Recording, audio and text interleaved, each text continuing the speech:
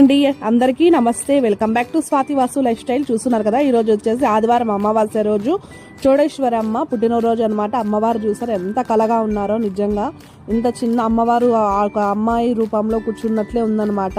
ఇంకా చాలా బాగుంది. ఈ చోడేశ్వరం వచ్చేసి పక్కన సైడ్ వచ్చేసి టెంకాయలు కొట్టడానికి అనేసి పెట్టారండి. అంటే అందరూ గుడి దగ్గర పోతే ఇబ్బంది కదా అనేసి చాలా బాగుంది అనమాట. ఇంక ఇక్కడ పద్యాలు చెప్తారు, మీరు వినండి.